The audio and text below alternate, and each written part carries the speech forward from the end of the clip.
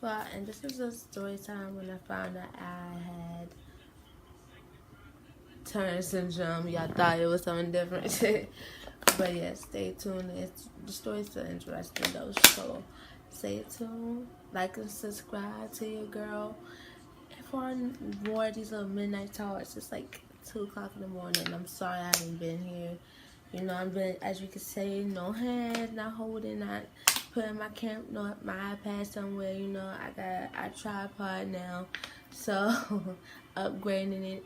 You know, trying to upgrade, get more stuff as I progress on. So, like and subscribe to your girl. So, I'm hustling out here for y'all. I'm hustling out here. I don't get paid yet. I'm hustling, but let's get into this video. This is a story time when I found out I had Turner syndrome. Like I said. So Turner syndrome is when you're born with one X chromosome. So basically, you don't have the necessary estrogen that you're supposed to have. Basically, you know. So I'm not gonna go into full on detail because again, I'm not a doctor. And of course, it's my disease. I know it, but I don't want to say one more thing and somebody be like, "That's not it," and I'll be like, everybody's case is different. But the main thing is that you're basically not born with enough, like, enough estrogen. I said estrogen? Yeah, estrogen to produce your boobs, your butt, curves, get your period. And how I found that out was when I was like 15, about to go on 15. Because, of course, you know, you had I had my first little high school crush, y'all know. And then I saw all the girls, they had their boobs, they had butt already. And I'm thinking, like, hey, I'm still stuffing my bra. Like, what the fuck is going on with me? Like, why I'm still stuffing my bra? You know what I'm saying? So, like, I was like, what's going on with me?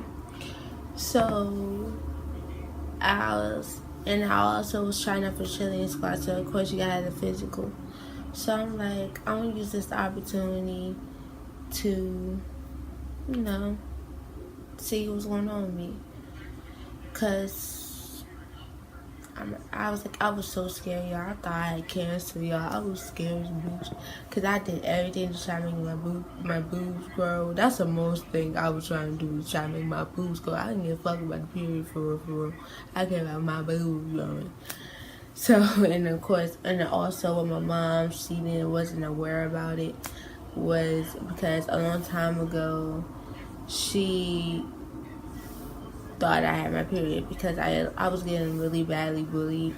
So one day I lied to get out of school, which y'all kids never lie about something that serious about your, period and stuff like that, because that's your interest in womanhood, and like stuff like this could be going on with you and you would never know because you chose to lie to your parents. But again, besides the point. But yeah, don't lie to your parents about stuff like that. And I was like, what's going on with me? What's going on with me? So I went to the doctor, and then, I didn't flat out come out with it because I was like, I'm scared for my mom to find out, because my mom, she crazy, and she found out I lied to her, because that's one thing you lied about my mother. She don't like lying. So I was like, should I lie? I'm like, but I'd rather take this butt whooping, sorry, excuse my French. I'd take this butt whooping and figure out what's wrong with me, then stay around and be cancer and me never know. You know what I'm saying? So I was like, they was like, when was your last period? And I was like, man, never worry. Like, no, I was like, man, I never really had my period. So I was like, and everybody was down for it, especially my sister. She was right there with me. She took me to my doctor's appointment, and she was like, had your period. I thought you had your period like you like old. And I was like, nah, bye. You know, so, and it was like, so it was saying like so awkward because everybody was just like, my sister was looking at me like you really lied. And my doctor like, I heard Rocky, you said you had your period before, like da da da, and I'm like, I lied. So she's like, you know, I ain't good at lie, right? But again, like I said, don't lie. Besides point. Yeah. So she was like, I was like, and it was like, I was really scared. But she was like, she said you gotta take tests and everything just to make sure it's not nothing else, you know. So my doctor, she set me up for tests. Shout to Children's Hospital. She set me up for tests and everything. I put my blood work so I could see what was wrong with me. So when my mom found out before me because of course my parent, I'm not over 18, so of course my test results wouldn't come to her. She was like, you have Turner syndrome. And she basically she searched about it and she didn't know how to, and she searched about it and everything. And she was like, yeah. She said, the first question she asked me before she told me I had Turner syndrome, do you want kids? And I said, yes. She said, then we really gotta talk to your doctor about your future and what we going to do. So I was like, okay, but I was like, I was really tripping because I was thinking like, thank God it wasn't cancer, because I was praying that whole week. I was like, Lord, please don't let it be cancer. Please don't let it be nothing that life-threatening me. I was like, please, God, please. And it wasn't, so I still thank God for this day for it not being cancer. But I was like, really?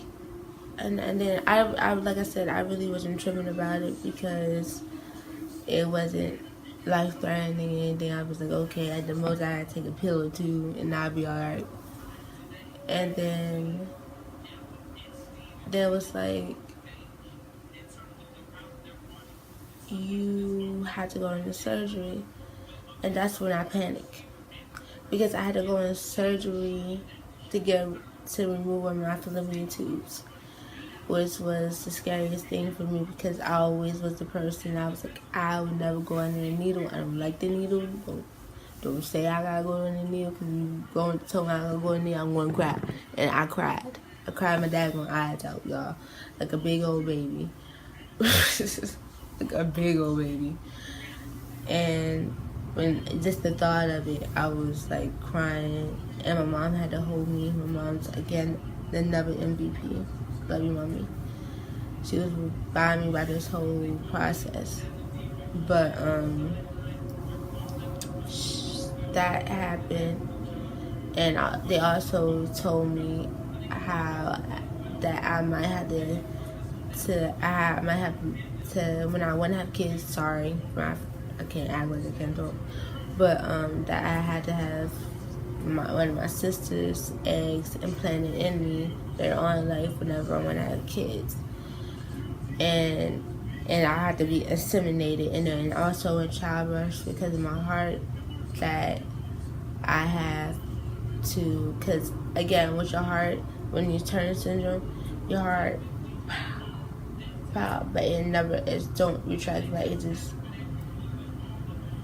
just expands, you know, with childbirth your heart is and it can bust. So there was like, yeah. And so in childbirth you're going to have a C-section immediately. So again, hopefully I don't gotta go through that, but yeah. And then when I found that out, I literally went in immediately in shock. Like, I thank God I didn't have cancer, but it was just, I was just so scared. I was so scared because when I had to go to the emergency room, gotta go to the doctor, and I also had to deal with the fact that maybe to not be able to have kids in the future. Because my sisters, they're not really close in within age of me. You know, and the one that's really, I have a half sister. She's still my sister, of course, still like my sister, but we have different fathers. And the other one, she's like 28.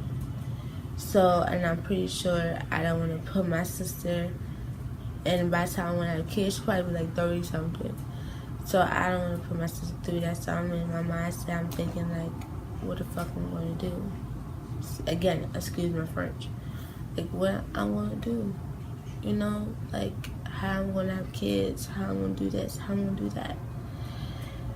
And it really struck the nerve with me, you know. But, and my mom, and I say again, and also, the man that I love, that's the one gift I always want to give him, you know what I'm saying? Because I feel like that's the best gift you ever give a man you love as a child. And to feel like in the future I would have problem doing that, it brought a little bit more insecurity within me that I still fight this day. But it hurt, you know? It really hurt. And I was crying that day. I was sad that day. I went home. My mom took us to eat. I didn't even want to eat. I literally went home. I was sleeping in the car, and then I went home to sleep some more. I was, like, I know people like, Shakur, you so dramatic, but I really wasn't that day. That day, it really hit home to me, you know? And then yeah, I proceeded on my surgery and everything, and my mom was right by my side the whole entire time. She stayed right by me. And if y'all want more updates and anything about my Turner syndrome, what I take and everything like that, let me know. Cause you know, I know I'm not the only Turner girl over there. Turner girls, you know. I make it into a positive thing because you gotta be positive within yourself, make a bad thing out of a good thing, you know. Me, I take it as a good thing because I can actually choose who I want to have a child with. You know what I'm saying? Like, I can choose, like, if I could do it in order. It's not for the people that don't do it, that never did it in order. But me, I could do it in order, you know, married, then kids, you know. That's the end of my video, and keep your head up high. My Turner girl, my heart goes out for the people that got worse than me. I know I'm here. I'm trying to make our voice known out here, you know. So, but again, it's the end of my video. See y'all later. Keep your head up high. You know we gonna make it to the sky. And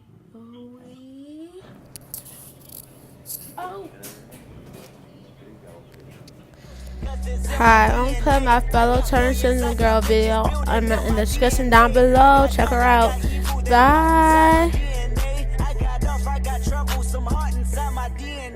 I just win again, then win again, like Wimbledon I serve. Yeah, that's him again. The sound that engine in is like a bird. You see fireworks and